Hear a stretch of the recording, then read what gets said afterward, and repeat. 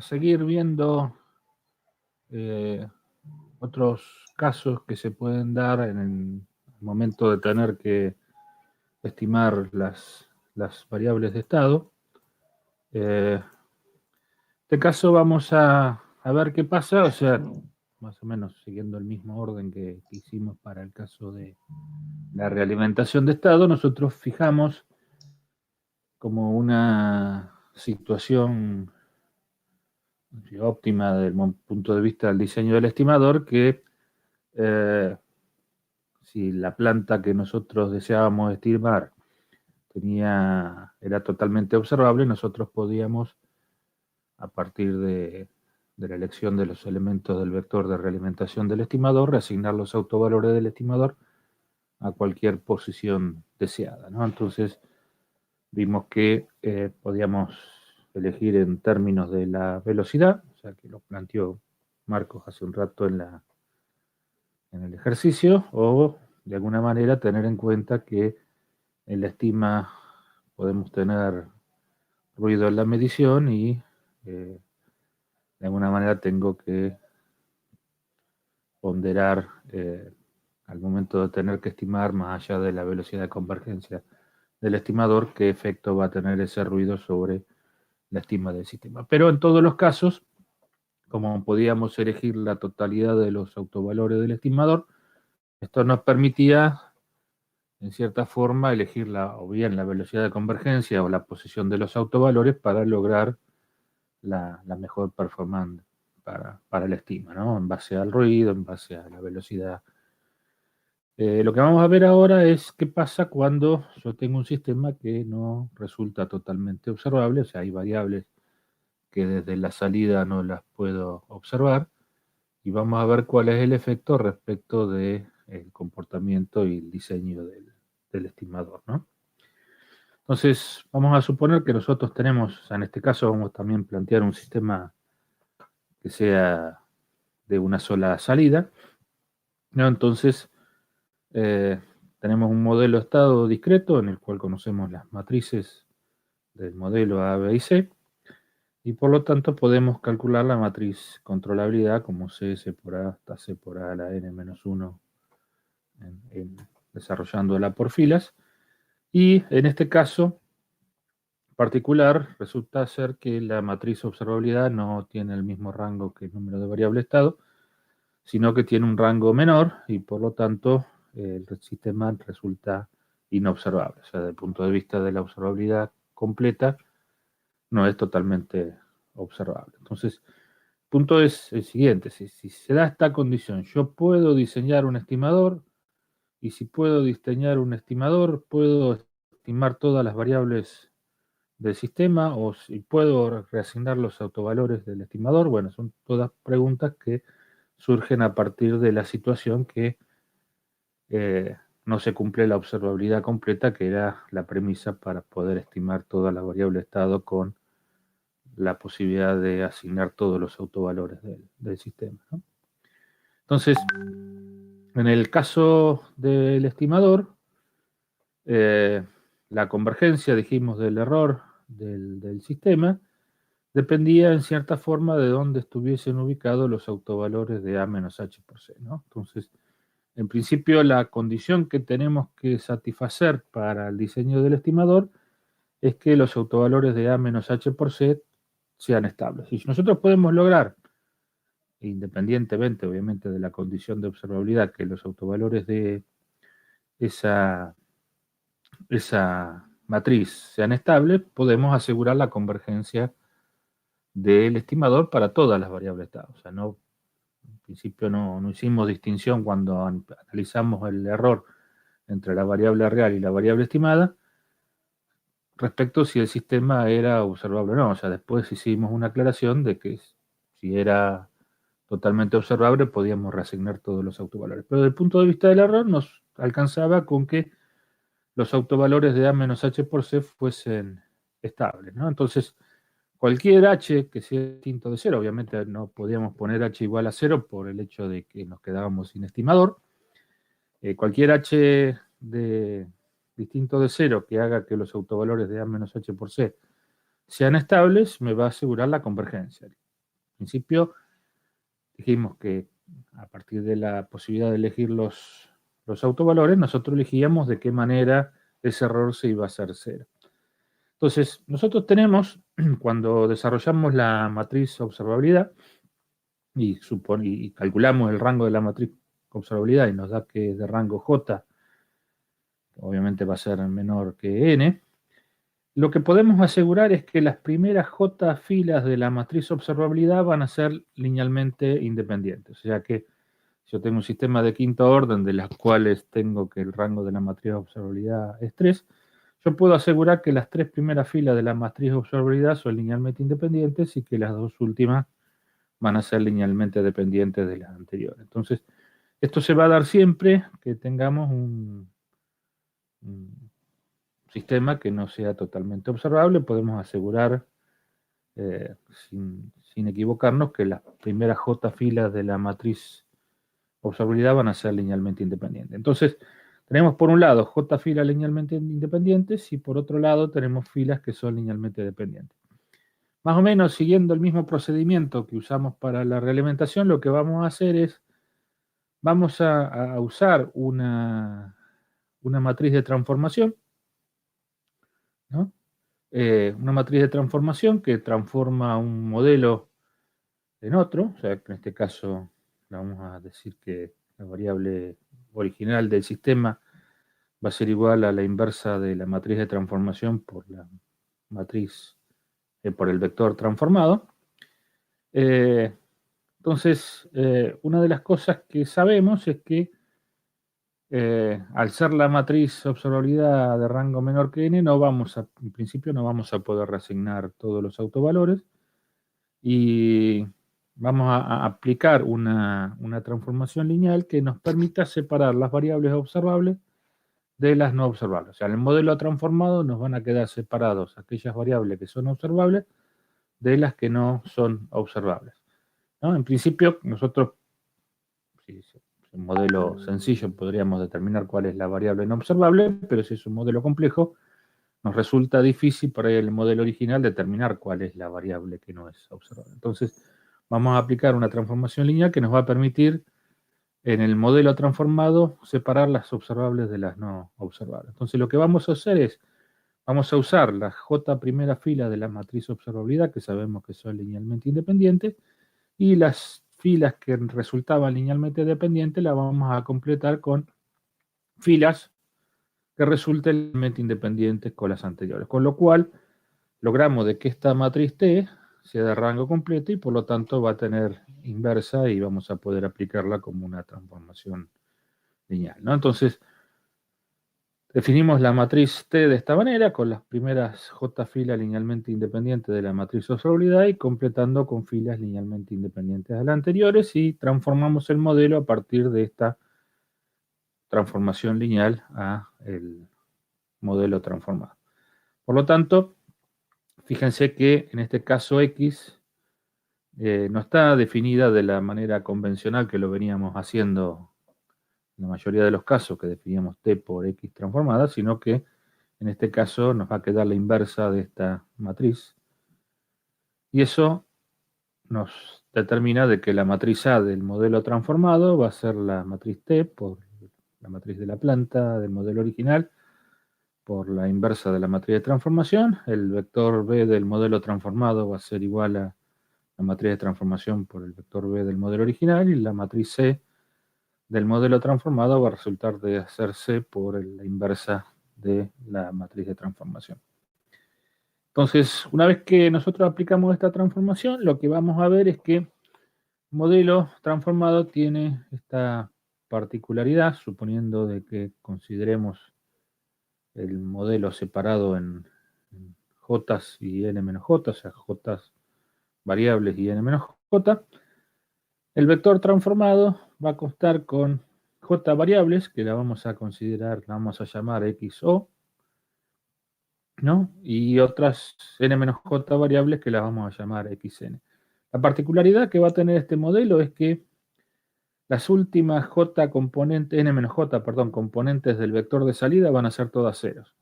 Si yo miro el vector de salida después de haber aplicado la transformación lineal, veo que tengo J componentes del vector de salida que van a ser distintas de cero, o sea, puede ser que alguna sea cero, pero vamos a suponer que en términos generales van a ser distintas de cero, lo que sí vamos a tener es n menos j elementos iguales a cero. Y en la matriz A vamos a tener una matriz, en la primera j variable de estado, una matriz de ceros que va a abarcar, podemos decir, la influencia de las variables xn en el comportamiento de las variables xo. O sea, lo que vamos a ver es que las variables, las n-j últimas variables, no van a influir en el comportamiento de la j primera, ¿no? Entonces, esto nos determina que podemos subdividir la matriz A, B y C del modelo transformado en submatrices, donde vamos a tener una matriz que la vamos a llamar A11, que es una matriz de J por J. Vamos a tener una matriz de J por n-j de ceros. Vamos a tener una matriz de n-j por j, que la vamos a llamar A21. Y vamos a tener una matriz de n-j por n-j, que la vamos a llamar A2. Por otro lado, la matriz B la vamos a poder dividir en j componentes, que lo vamos a llamar B1, y n-j elementos, que lo vamos a llamar B2. Y como dijimos, la matriz C van a tener j elementos que van a ser, en principio, distintos de 0, y vamos a tener n-j elementos iguales a 0. Este modelo, ¿no? Si lo miramos así, por ahí no nos damos cuenta realmente de qué particularidad tiene, pero si lo representamos en diagrama en bloque, lo que vamos a ver es la siguiente representación, ¿no? Vamos a ver para las primeras variables que las llamamos xo. xo de k más 1 va a ser A11 por xo de k, más B1 por u de k, ¿no? Y la salida i va a ser C1 por xo. Y para las variables xn, voy a tener A21 por xo, A22 por xn, más B2 por u, y no van a aparecer esas variables en la salida. O sea que, para las xo que tenemos acá, tengo A11 por xo de k, u de k por b sub 1, me queda xo de k más 1, y eso, desplazándonos en el tiempo, me queda xo, y xo por c1 me va a dar i de k. Y para las xn, que son estas que tenemos acá, xn de k más 1, va a ser b2 por u, más a22 por xn de k, más a21 por xo de k. Fíjense que estas variables estado que tenemos acá, en este modelo, representado en diagrama en bloque, no aparecen bajo ningún punto de vista en la salida del sistema. ¿Esto qué quiere decir? Que si yo busco información de estas variables de estado en esta salida, voy a ver que estas variables de estado no aparecen en la salida del sistema. ¿Por qué? Porque fíjense que el camino que sigue la señal desde la entrada hacia la salida es a través de B1, a xo de k más 1, a xo de k y a la salida.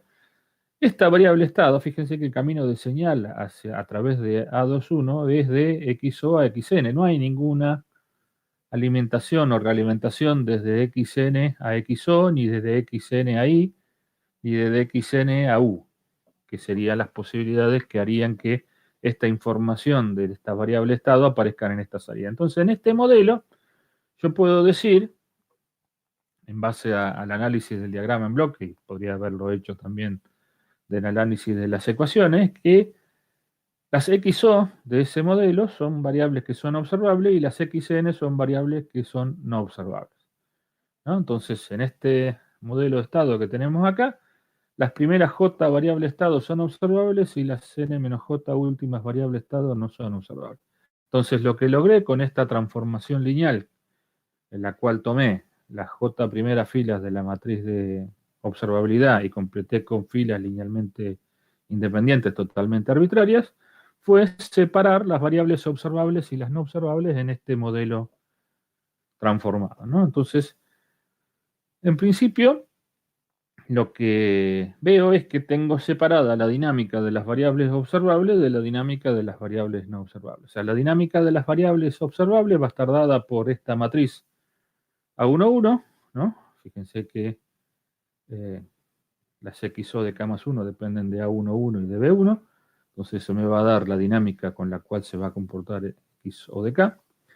Y la dinámica de xn va a estar dada por a sub 2 y por b sub 2, ¿no? O sea, pues tenemos alguna influencia de las variables observables y las no observables, pero podemos decir que la dinámica, en principio, como las constantes de tiempo que estén involucradas en xn van a depender de a22. Entonces, cualquier estimador que yo haga respecto de la medición de esta salida, lo que va a pasar es que no va a tener influencia sobre los autovalores que estén ubicados en esta matriz. Cuando yo diseñe el estimador a partir de las mediciones de esta salida, lo que voy a ver es que el comportamiento de la matriz del sistema realimentado, ¿no? de la matriz del estimador de este sistema, no va a cambiar los autovalores que estén ubicados en la matriz A22. Entonces, la condición que se va a tener que cumplir al momento de tener que diseñar un estimador es plantear, como yo necesito de que los autovalores de A menos H por C sean estables, y sé que los autovalores de esta matriz no se van a ver modificados por el diseño del estimador, por la realimentación a través de H de esta salida, lo que tengo que lograr o que lo que tengo que verificar es que los autovalores de esta matriz A22, que resulta de la transformación del modelo, tienen que ser estables. ¿Por qué? Porque si estos autovalores son estables, cualquier estimador que yo arme a partir de la realimentación de la salida va a tener todos autovalores estables. Obviamente, en A11 podría llegar a haber autovalores estables, pero como yo puedo reasignar los autovalores de A11 a través de la realimentación de la salida, voy a poder hacer que converja la dinámica del estimador. Lo que necesito sí o sí es que no haya ningún autovalor inestable en A22. ¿Por qué? Porque como estos no van a modificarse a partir del diseño del estimador, lo que va a pasar es que el estimador va a diverger y por lo tanto no voy a poder hacer que el error converja a un valor cercano a cero, ¿no? Entonces, la condición que se tiene que cumplir al momento de tener que diseñar estimadores para sistemas que no son totalmente observables es que una vez que apliqué la transformación lineal, tengo que verificar de que los autovalores de esta matriz A22 no sean inestables. Entonces, lo que se plantea en este caso, para un sistema no observable, es que si los autovalores de A22 son estables, se define que si bien el sistema no es observable, es detectable. ¿Esto qué significa? Significa de que el error entre la variable real y la variable estimada va a ser C0, más allá de que no pueda reasignar el autovalor de esa matriz, ¿no? Entonces, como son todos los autovalores estables, el error entre la variable real y la variable estimada se va a hacer cero y por lo tanto el estimador va a estimar, ¿no? Entonces, ¿cuál es el problema que resulta de tener sistemas como esto? Bueno, que puede ser que como en la dinámica del estimador van a aparecer estos autovalores de A22, si los autovalores de A22 son muy lentos, la dinámica del estimador va a estar determinada por los autovalores no observables y no por el diseño que yo haga del estimador. O sea, yo voy a elegir un estimador que converja muy rápidamente a partir de la reasignación de los autovalores de A11, pero no voy a poder hacer que los autovalores de esta matriz se hagan más rápido y por lo tanto el autovalor más lento de esta matriz A22 va a ser la que defina con qué velocidad va a converger totalmente el estimado. Puede ser que haya variables de estado que converjan mucho más rápido que otras, pero en términos generales uno mira el estimador en forma genérica y entonces uno dice que el error convergió a cero cuando todas las variables se hicieron cero o se hicieron muy cercanas a cero. Si bien puede haber algunas variables de estado que converjan rápidamente a cero, las otras que no son observables puede ser que tarden mucho más tiempo en converger, ¿no? Entonces, lo que vamos a hacer para diseñar el estimador, ¿no? En sistemas que no son totalmente observables, o sea, yo lo que voy a poder hacer a partir del estimador es reasignar los autovalores de la matriz A11 Entonces, lo que vamos a plantear es lo siguiente, o sea, qué procedimiento deberíamos seguir al momento de tener que diseñar el estimador. Lo primero que tenemos que hacer, independientemente de que necesitamos conocer el modelo de estado, es verificar la observabilidad, ¿no? Si la observabilidad del sistema es completa, evidentemente voy a poder reasignar todos los autovalores del estimador y diseñaré el estimador como lo vimos hace un rato en el ejercicio, ¿no? Lo podemos diseñar en términos de la ubicación de todos los autovalores del sistema. Si el rango de la matriz observabilidad es menor que n, lo que voy a tener que hacer es calcular la matriz de transformación a partir de la j primera fila de la matriz de observabilidad, transformar el modelo mediante esta transformación y calcular los autovalores de la matriz A22, ¿no? Si los autovalores de la matriz A22 son estables, puedo diseñar un estimador porque sé que el error va a converger más lento o más rápido de lo que yo deseo, pero finalmente el error va a converger. Y después, una vez que determine que el sistema es detectable, lo que tengo que usar es la matriz A11 y C1 para hacer el cálculo del vector de realimentación que reasigna los autovalores del estimador a posiciones deseadas a partir de la matriz A11, ¿no? Entonces, tomo un submodelo que llamaríamos observable y diseño el estimador para esas variables del submodelo observable, con lo cual voy a calcular una matriz de realimentación, un vector de realimentación H que reasigna los autovalores del submodelo observable. Eso lo podemos hacer transformando el modelo a la forma canónica observable, haciendo las diferencias de los coeficientes de los polinomios característicos del submodelo observable y el deseado, y bueno, y en base a eso calcularemos el vector de realimentación del modelo canónico observable del submodelo observable, y a partir de eso calculamos con la transformación al modelo canónico este H0. Obviamente este H0 que definimos acá nos va a posibilitar la reasignación de los J autovalores de A11. Entonces, pero tenemos un vector de realimentación de orden J, y nosotros finalmente tenemos un modelo de estado de orden N, ¿no? Entonces lo que vamos a hacer es, como dijimos que el H0 va a afectar solamente a las variables observables, armar un vector de realimentación para el modelo transformado en donde vamos a tomar H0, que calculamos para su modelo observable, y después podríamos agregar n-j elementos arbitrarios, porque sabemos que esos elementos no van a tener influencia sobre el comportamiento del error entre la variable real y la variable estimada, porque estos elementos influirían sobre A22 y dijimos que desde la salida no vamos a tener influencia sobre los autovalores de A22, entonces podemos elegir cualquier valor, pero por una cuestión de simplicidad elegimos los valores de las n-j últimos elementos del vector, las últimas filas del vector de realimentación, iguales a 0, ¿no? Entonces tenemos un vector del estimador en el cual los j primero elementos van a corresponder a los elementos de 0 y las últimas filas, o sea, los últimos n-j elementos, lo vamos a poner iguales a 0.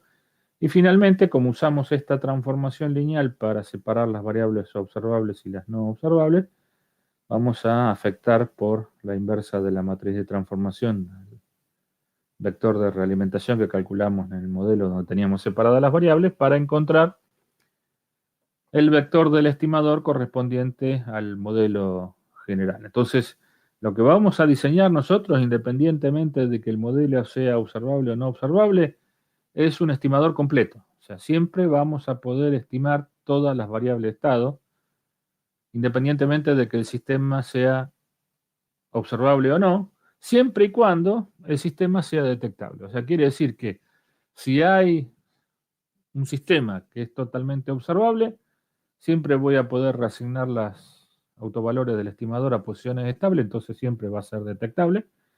Y si no es totalmente observable, lo que me tengo que asegurar es que los autovalores de la parte no observable tienen que ser estables. Si cumple eso, yo siempre voy a poder diseñar un estimador que estima todas las variables estables. Lo que yo no puedo hacer es reasignar todos los autovalores del estimador. Por lo tanto, voy a poder manejar la dinámica de la convergencia del error entre la variable real y la variable estimada hasta cierto punto. O sea, no puedo ir más rápido que lo que me permite el autovalor más lento de la parte no observable, ¿no? Evidentemente, si el autovalor de la parte no observable está cerca del círculo unitario, cerca de 1 en módulo, va a tardar mucho tiempo en hacerse cero el error, y si está más cerca del origen, en el círculo unitario, va a ser más rápida la convergencia del error. O sea que dependerá la posición de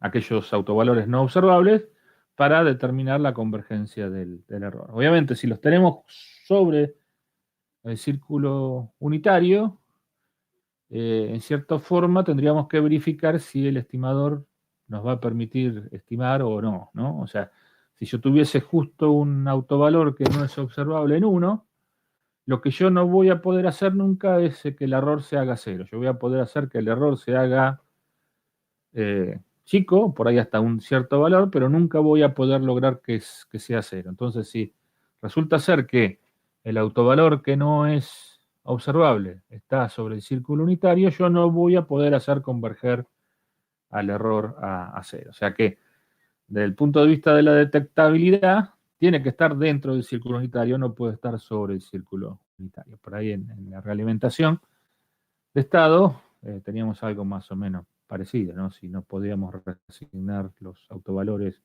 y el autovalor era un integrador, cualquier cosa que apareciera nos iba a integrar el error y nos iba a aparecer esa variable estado en el comportamiento del sistema. Entonces acá necesitamos sí o sí que tenga módulo menor que 1 el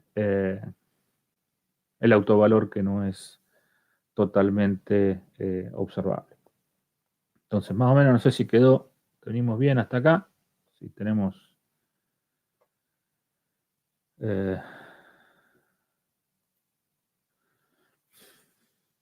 el procedimiento es muy similar al que teníamos para los sistemas en cuanto al diseño de la realimentación, ¿no? La idea es separar las variables observables y las no observables para llevar el diseño a un sistema CISO totalmente observable y de alguna manera llevarlo a un diseño conocido. Bueno, entonces vamos a ver un ejemplo.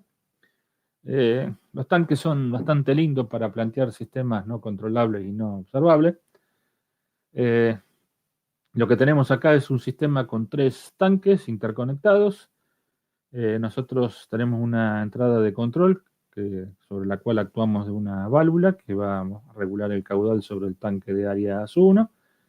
El líquido que ingresa acá se reparte a través de una cañería de resistencia R2 con el tanque A3 y a través de una cañería a cielo abierto llena el tanque de área A2, ¿no? Cuya altura es H2, a través de este caño de resistencia R1. Y tenemos desde el tanque de área A3, tenemos una salida a través de un caño de resistencia R4 y del tanque de área A2 una salida a través del caño que tiene resistencia R3, ¿no? Entonces tenemos acá los datos del modelo y dice que como se cuenta solamente con un sensor de nivel, el tanque que se va a controlar para hacer el estimador, vamos a usar el tanque de área A3 y vamos a tratar de hacer un estimador para estimar la altura del tanque A1 y del tanque A2, ¿no? Entonces, lo que plantea es analizar la factibilidad de diseñar un estimador y obviamente diseñarlo, ¿no? O sea, lo que nosotros queremos controlar es la altura de este tanque, pero suponiendo que quisiéramos hacer una realimentación de estado, necesitamos la altura de los 3 tanques y como tenemos este solo sensor, vamos a utilizar ese sensor para hacer un estimador, ¿no? Entonces, en principio, lo que necesitamos de este sistema es un modelo de estado ¿no? Entonces vamos a plantear un modelo estado continuo y vamos a discretizar, ¿no? Entonces, modelo eléctrico equivalente, ¿no? Que resulta, tenemos en el tanque de área 1 ingresa este caudal, Q1, que es el caudal de control que nosotros tenemos en el sistema. Ese caudal se va a dedicar en parte a llenar el tanque A1. Por otro lado, va a tener un caudal de salida a través del caño de resistencia R1 y en función de las alturas del tanque 1 y el tanque 3, a través de la resistencia R2 se va a producir un caudal que dependerá de cuál de los dos niveles es el más alto, ¿no? Entonces tenemos caudal que ingresa acá, parte se transforma en altura en el tanque, de líquido en el tanque, y después tenemos una salida de caudal a través de esta cañería y una transferencia de caudal a través de esta cañería. Si la altura 1, H1 es mayor que H3, circulará en un sentido, y si H3 es mayor que H1, circulará en el sentido contrario. O sea que es lo que tenemos modelado en esta parte de acá. Al tanque de altura H3 ingresa este caudal que es proveniente del tanque A1 y tenemos que ese caudal se va a transformar en altura en el tanque A3 y caudal de salida a través de la resistencia R4. Al tanque de altura H2 ingresa este caudal, ¿no? Que es directamente proporcional, depende de la diferencia de alturas entre estos dos, como en este caso, porque está al aire en uno de los extremos, o sea que depende solamente de la altura del tanque A1. Ese es el caudal ingresante a este tanque y después tenemos la variación de altura debido al área y la variación caudal de salida debido a R3. Entonces, lo que vamos a tener es que el caudal de entrada al tanque de área 2 depende de la altura H1 sobre la resistencia R1 y tenemos la variación de altura en este capacitor y la caudal de salida a través de esta resistencia R3. Si planteamos nodos en H1, H2 y H3, ¿no? Nos van a quedar unas ecuaciones diferenciales y esas ecuaciones diferenciales, si las separamos, nos va a quedar este modelo estado continuo que tenemos acá, en donde las variables estado son las alturas de los tres tanques, H1, H2, H3. La señal de entrada es la acción sobre la válvula de control U y la salida en este caso va a ser la altura en el tanque H3, ¿no? Entonces, una de las cosas que se puede ver acá es que si yo conozco la altura en este tanque a través de esta cañería, ¿no? Yo voy a poder determinar, o sea, yo voy a saber si está entrando o saliendo líquido, o sea que puedo determinar si el nivel en el tanque H1 es mayor o menor que la altura en el tanque 3, ¿no? Que podría determinarlo. Lo que yo no puedo saber es qué es lo que pasa en el tanque H2, porque la altura de este tanque no influye en lo más mínimo en el comportamiento de la altura del tanque 3. Fíjense que está totalmente desacoplada la altura del tanque 2 respecto de estas dos alturas que tenemos acá, ¿no? Entonces, podemos decir que, espoleando un poco el ejercicio, lo que nos debería dar es que la altura del tanque H2 no debería ser observable desde esta altura. O sea, va a ser controlable desde el caudal de entrada, porque cambiando este caudal yo podría hacer que las tres alturas en un determinado tiempo tomen un valor determinado, pero lo que no voy a poder saber es midiendo esta altura cuál va a ser la altura del tanque 2, ¿no? Entonces, nosotros deberíamos plantear el modelo estado continuo, discretizar este modelo estado a partir de la elección de un determinado periodo de muestreo, y si tomamos un periodo de muestreo de 10 segundos, lo que vamos a obtener como resultado es este modelo de estado discreto, que es el que tenemos acá, donde tenemos la matriz de la planta discreta, la matriz de entrada discreta y la matriz del modelo de estado discreto, que va a ser la altura del tanque 3, ¿no? Entonces, lo primero que dijimos que teníamos que hacer al momento de tener que diseñar el estimador era determinar el rango de la matriz de observabilidad. Calculamos la matriz de observabilidad C por A, C por A cuadrado. Y fíjense que en la matriz C nos queda una fila formada todas por 0, y eso de alguna manera hace que cuando nosotros calculamos el determinante de esta matriz nos dé 0 y nos va a decir que no es de rango 3, ¿no? Pero fíjense que acá tengo un 0, yo podría, reacomodando estas matrices, llegar a un modelo diagonal en donde haya dos filas linealmente independientes y por lo tanto el rango de esta matriz es igual a 2, ¿no? Entonces, tengo una variable estado que no va a ser observable, entonces no voy a poder reasignar todos los autovalores del estimador. O sea, ahora vamos a ver cómo resulta ese autovalor. Entonces, lo que dijimos es, bueno, como yo sé que tengo dos filas linealmente independientes en esta matriz, que sería la primera fila y la segunda, lo que voy a tener que hacer es agregar una tercera fila que haga que el rango de esta matriz ahora sea un rango completo. Entonces, para hacerla de rango completo, lo que tengo que hacer es poner un elemento distinto de 0 en la columna del medio. No, en este caso elegimos 0, 1, 0 para poner un elemento distinto de 0 en la columna del medio. Y bueno, ponemos 0 para hacer menos cuentas con la transformación lineal. Entonces, ahora si miramos el rango de esta matriz, nos va a dar que tiene rango 3. Entonces vamos a ver que la puedo usar como transformación lineal. Entonces voy a transformar mediante esta matriz a este modelo de estado en un modelo donde pueda haber separadas las variables observables y las no observables. Entonces si transformamos al modelo con t por a por t a la menos 1, t a la t por b y c por t a la menos 1, nos quedan estas matrices que tenemos acá, ¿no? Tenemos una matriz de 2 por 2, que sería la 1, 1. Tenemos una matriz A21, que sería una matriz de 0, que es de J por N menos J. Tengo la matriz A12, esta, A21, la matriz A21, y acá tengo la matriz A22, ¿no? Tengo el B sub 1, que serían las dos primeras filas de B, el B sub 2, que sería la última fila, y lo que vemos es que, en este caso, bueno, tenemos tres elementos, dos son 0, pero lo importante es que el último elemento de la matriz C tiene que ser igual a 0 para que se cumpla la condición de separar las variables observables y no observables. Entonces sé que los autovalores correspondientes a esta matriz van a ser los que son observables y el autovalor que corresponde a la matriz A22, en este caso como es una sola variable, directamente el valor que aparece ahí es el autovalor. Vemos que en este caso al ser 0,9969 está dentro del círculo unitario y por lo tanto podemos confirmar de que este modelo es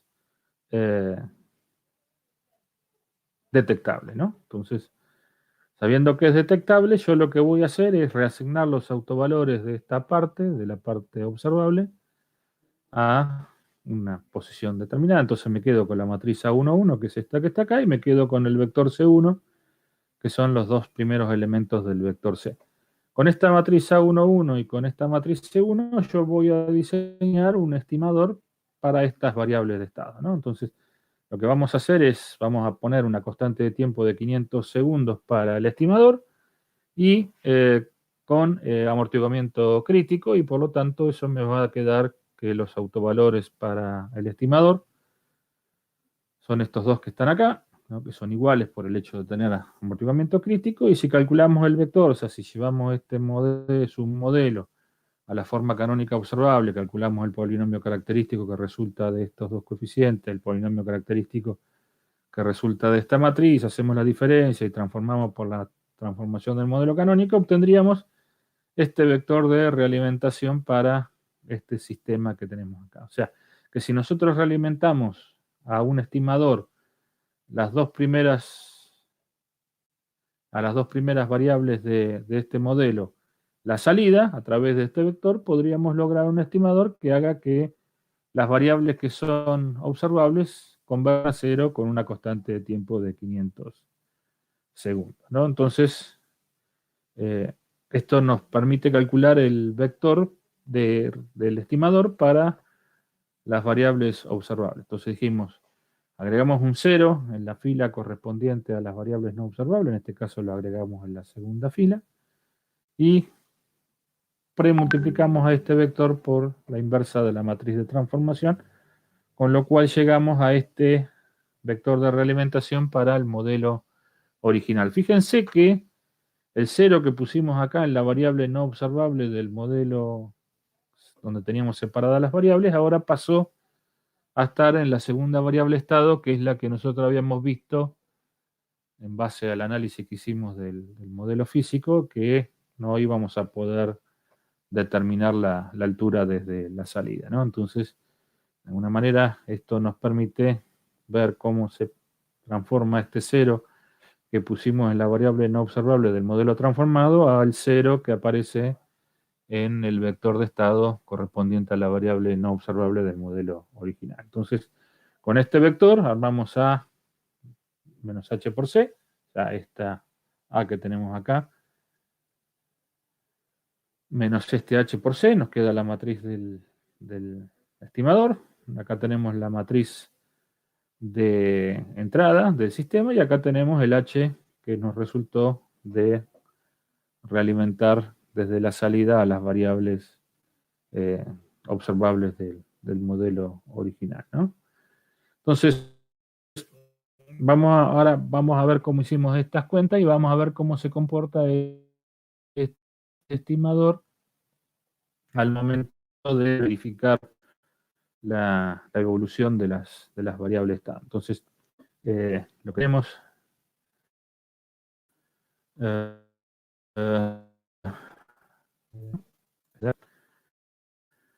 lo que tenemos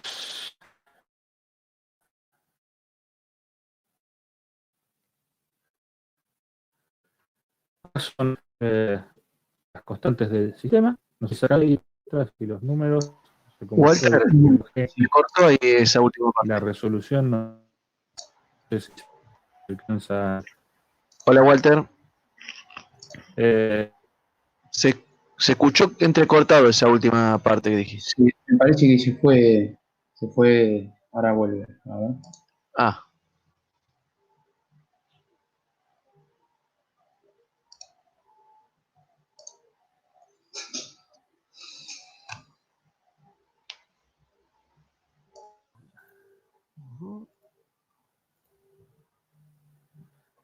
Ahí se ve más o menos bien. Perfecto. Bien, listo. Bueno, entonces lo que vamos a ver ahora es la simulación del ejercicio de los 3 tanques que vimos hace un ratito. Lo que tenemos acá son las constantes del modelo, ¿no? Y vamos a armar las matrices del modelo continuo y vamos a plantear, vamos a armar el modelo y vamos a calcular la matriz de observabilidad, ¿no? Entonces, lo que tenemos acá son la matriz A, B, y planteamos la matriz C igual a la identidad para ver el comportamiento de las 3 variables estado, ¿no? Y lo que vamos a calcular, suponiendo que vamos a medir la altura en el tanque 3, es la matriz observabilidad del sistema continuo. Vemos que acá tenemos también una fila que es toda igual a 0 y por lo tanto el rango de la matriz de observabilidad es igual a 2, ¿no? O sea, esto es en el modelo continuo, pero lo mismo va a pasar en el modelo discreto, ¿no? Entonces, si miramos el comportamiento transitorio del sistema, vemos que a partir de un escalón en el caudal de entrada, los 3 niveles son a distintas alturas. En el tanque 1 vamos a tener menos cerca de 2, tanque 2 cerca de 60 centímetros y en el tanque 3 entre 40 y 50 centímetros, ¿no? O sea, que esto es a lazo abierto. Fíjense que para partir de cambio de la señal de entrada, las 3 alturas van a una condición estacionaria, o sea que podríamos decir que de antemano el sistema es estable, y como es estable, independientemente de qué tan controlable, observable, perdón, sea, va a ser detectable el sistema.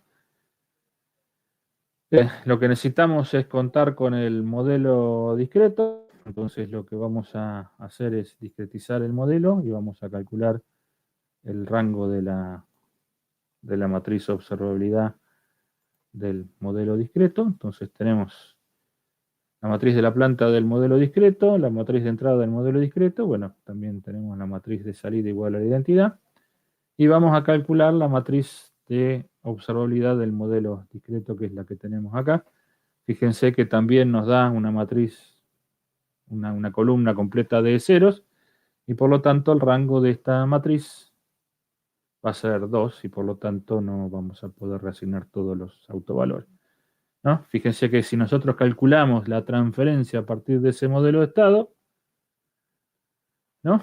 Todas las transferencias de la altura 1, de la altura 2 y de la altura 3, las tres son de segundo orden, o sea que perdemos desde las salidas la observabilidad del sistema, ¿no? En el caso de la altura 2, perdemos la observabilidad del tanque 3, y desde la altura 3 perdemos la observabilidad del tanque 2. Fíjense que en este caso tengo 0.9966 y 0.9900. En este caso tengo 0.9975 y 0.99016. Y acá tengo 0.9966 y 0.99065. O sea que este corresponde con este se corresponde con y este de acá, bueno, este de acá no sé qué es lo que pasó. 0.9975, 0.9907, no sé qué es lo que calculé acá. Pero la idea es que al perder la observabilidad, perdí una de las variables del sistema. Entonces, lo que vamos a hacer, dijimos, es agregar una fila a la matriz observabilidad en el último elemento, que haga que la matriz resulte de rango completo, o sea que agrego este vector en la última fila de la matriz de transformación. Entonces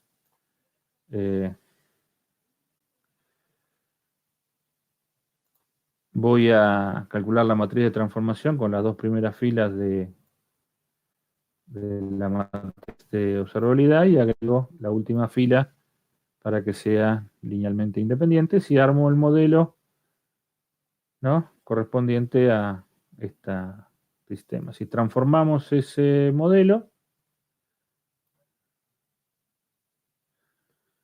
lo que vamos a ver es que acá tenemos la matriz A11, la matriz de ceros, la matriz A21 y la matriz A22, que es la que nos da el autovalor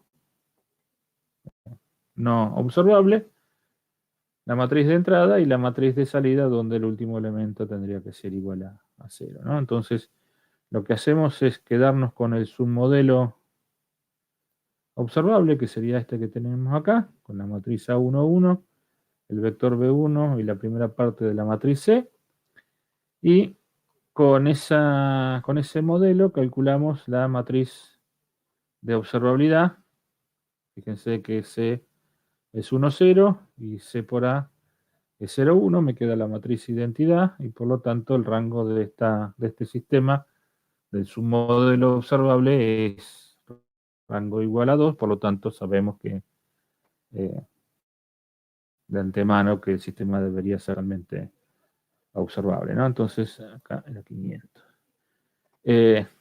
Vamos a elegir el amortiguamiento, la constante de tiempo igual a 500, y el amortiguamiento igual a 1, calculamos la frecuencia natural como 1 sobre el coeficiente de amortiguamiento por la constante de tiempo, y calculamos los polos continuos del sistema, ¿no? En este caso nos van a dar dos polos reales, estables, en 2 milésimas de radianes por segundo, ¿no? Entonces tenemos que transformar estos dos autovalores a igual tenemos 0.998 que hemos calculado la presentación, ¿no? O sea, tengo dos autovalores y diseñador. Si calculamos el vector de realimentación, acá directamente lo calculamos con la función de Scilab, pasamos por el único observable, se podría hacer, pero lo consideramos necesario, podemos calcular el vector de realimentación para el modelo que tenemos 0.023, algunas pequeñas diferencias en los últimos decimales, agregamos un 0 en la última columna del vector h, correspondiente a la variable no observable, y por ahí multiplicamos por la matriz de transformación al vector para encontrar el vector del estimador correspondiente a el modelo original. Fíjense que el 0 acá nos quedó en la segunda variable de estado, y armamos las matrices del estimador. Vamos a plantear un error de 0,5 metros inicial para el sistema, y vamos a calcular la respuesta transitoria entre la variable estado real y la variable estado estimada, ¿no? Entonces acá vemos cómo se hace cero el error. Fíjense que en este caso tengo una aproximación para la variable x1 y x3, o sea, fíjense que en estos casos la constante de tiempo con la cual se hace cero el error para la variable x1 y x3 es bastante inferior a la constante de tiempo que tiene la variable x2 en hacerse cero el error, ¿no? Esto quiere decir que, si bien estas dos constantes de tiempo en la cual se hace cero el error, para las variables observables las pude de alguna manera elegir en términos de la elección de los autovalores, esta variable estado va a tener que tenga que tardar de acuerdo al valor no observable del modelo. Incluso si lo hacemos todavía un poco más rápido, vamos a tomar 100 segundos de constante de tiempo para la...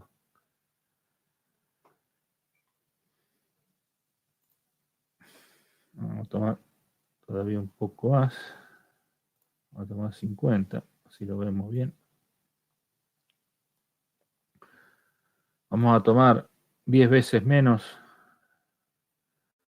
de tiempo de establecimiento para el error de las variables. Fíjense que ahora el error entre la variable y la variable estimada se hizo cero en tiempo bastante más chico, y la constante de tiempo de la variable no observable se mantiene exactamente igual. Entonces, lo que pasa en este caso con el estimador es que, como tenemos que considerar el error integral respecto para evaluar la convergencia del estimador, independientemente de las constantes de tiempo que yo tome para el diseño de las variables observables, el que me determina el tiempo total de convergencia es el correspondiente a la variable no observable, ¿no? Esta constante de tiempo no la voy a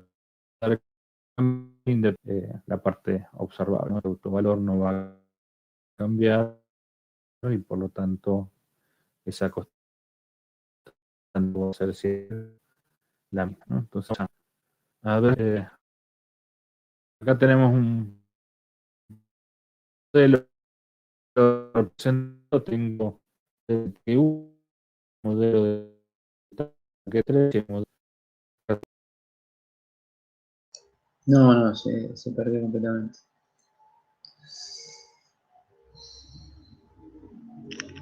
Hola Marquitos, ¿lo perdimos de vuelta? Sí, exactamente. Está que le mando un mensaje. Ahora, es la hora. Guacha, Yo te estaba escuchando, pero por ahí no estaba. A ver los chicos. Alguno que tire un centro. Los perdimos, se nos durmieron todos. Sí, perdimos a todos ahora. Alguno que diga dónde. todavía con el script, no había llegado a la ¿No había simulación. llegado? Bien, Así que no. entonces Estaba mostrando constante de tiempo. bien, con la constante de tiempo 50, perfecto. Gracias, Diego. Gracias. Bueno, entonces, vamos de vuelta. Nosotros hemos puesto la constante de tiempo de 500 segundos. Tenés que compartir pantalla ahora. Sí, ya está.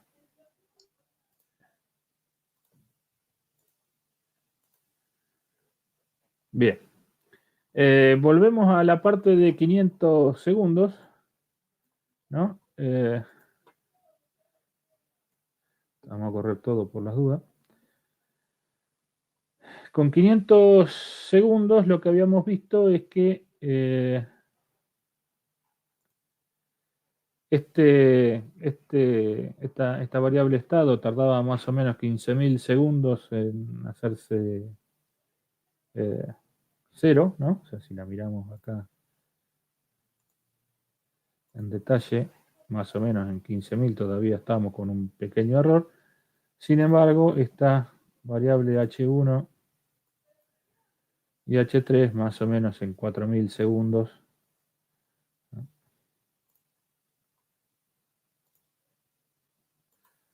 No, más o menos en 4.000 segundos ya estábamos con las dos variables prácticamente iguales a cero, ¿no? Entonces, vamos a ponerle más rápida, dijimos, la constante de tiempo.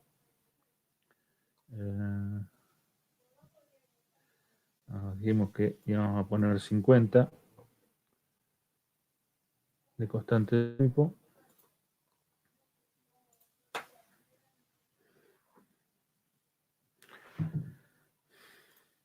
Y lo que vamos a ver ahora es que, fíjense que ahora el error se hizo cero prácticamente en 500 segundos acá. Y en esta también en 500 segundos se hizo más o menos cero. Sin embargo, esta de acá seguimos teniendo un error, ¿no? Entonces, estamos en 8.000, una cosa así. Entonces, si bien hay autovalores que podemos de alguna manera modificar para hacer el estimador más rápido, hay constantes de tiempo que están determinadas por el autovalor correspondiente a la parte no observable, que van a estar determinando la convergencia del error, ¿no? Entonces yo me puedo esmerar lo suficiente como para hacer que la parte observable sea muy rápida, pero finalmente el estimador estimará respecto de aquellos autovalores que no son observables. Entonces, vamos a ver la simulación. O sea, acá tenemos armado el modelo de estado el modelo de la planta, la altura del modelo del tanque 1, el tanque 3 tenemos acá y el tanque 2 tenemos acá. Acá tenemos la altura del tanque 1, la altura del tanque 3 y la altura del tanque 2. Acá tenemos la entrada del sistema del estimador, U, y acá tenemos el I, que sería la altura del tanque 3. A estas dos señales las hacemos pasar por conversores analógico digital. Ingresamos al modelo del estimador y del modelo del estimador tenemos las tres variables estimadas. Acá adentro, vamos a cerrar esto, lo vamos a abrir de vuelta.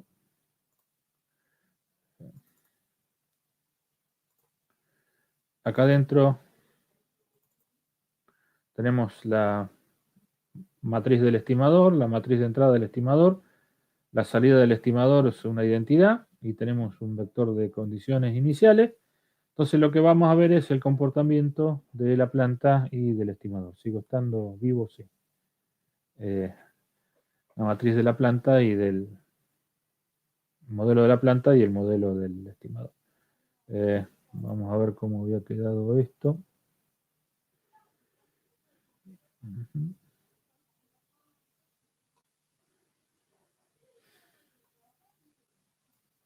Vamos a ponerle 500 segundos como tenemos originalmente. Entonces, si simulamos el comportamiento para una constante de tiempo de 500 segundos,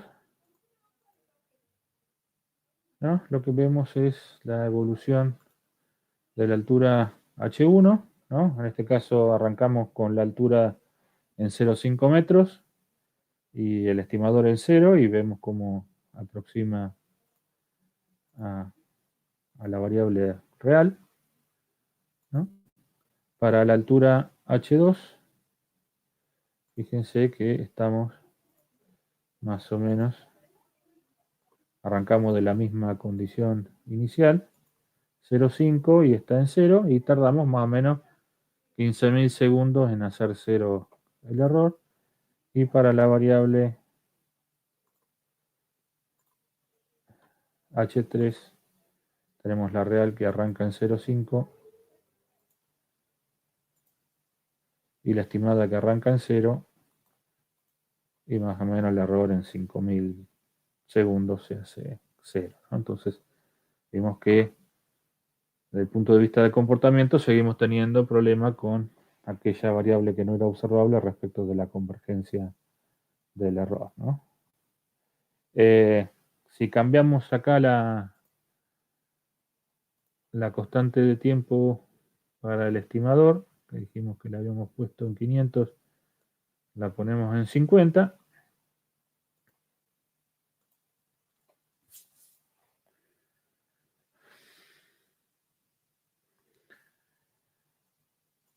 Fíjense que la de altura h2 sigue siendo lenta.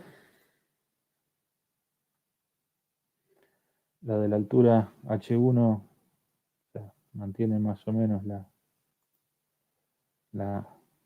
respuesta anterior, y la altura h3, esto cambió, no cambió, me quedó bastante igual.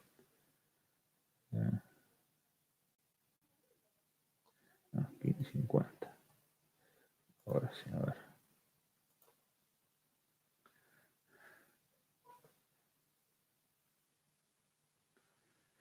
Ahora sí, me ha quedado exactamente igual.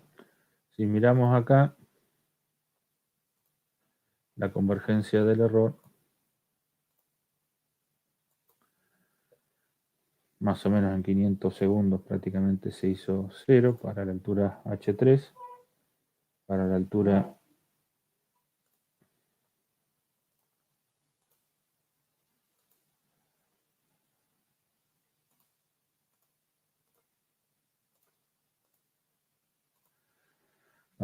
h1 más o menos estamos del orden, pero para la altura h2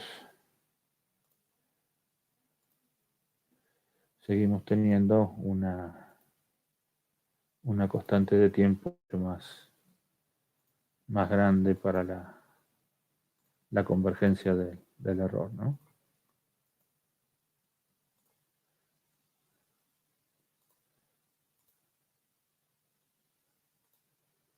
¿No? Estamos del orden de los 10.000 segundos, ¿no? O sea que en este caso, el problema que tenemos cuando tenemos un sistema que no es totalmente observable, lo tenemos en el tiempo de convergencia del error. Obviamente, si a esto le sumamos el tema del ruido, tendremos que ver, obviamente tenemos los mismos problemas que en un estimador convencional, que el efecto del ruido sobre las variables que no que vamos a estimar podemos decir, vamos a tener un análisis similar al que hicimos en el caso del estimador convencional. No, la única, que no lo hice, tendría que haberlo hecho. A este no le agregué ruido. Lo que es interesante ver es que como la estima de la variable de estado no observable no depende de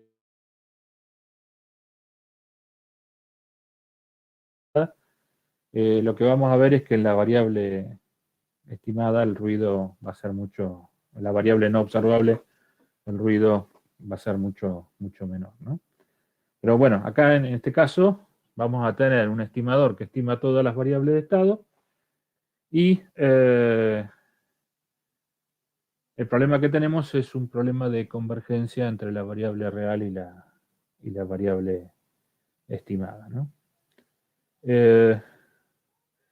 Bueno, estamos 6:30. No sé si quedó más o menos claro, sigo estando en línea. Bien. Sí, nos queda media hora por ahí para desarrollar el tema que viene. Estamos medio escasos de tiempo. Así que pues, por hoy dejaríamos acá. No sé si más o menos estamos con el cronograma, creo que más o menos estamos bien. No sé si les va a hacer falta por ahí alguna consulta en los próximos días. Por ahí podemos coordinar respecto de los temas del parcial. Igual de todas formas, yo he estado contestando algunas preguntas a través del campus. Bueno, de última, si necesitan alguna consulta, obviamente no la vamos a hacer individuales porque se nos va a complicar con el resto de las actividades.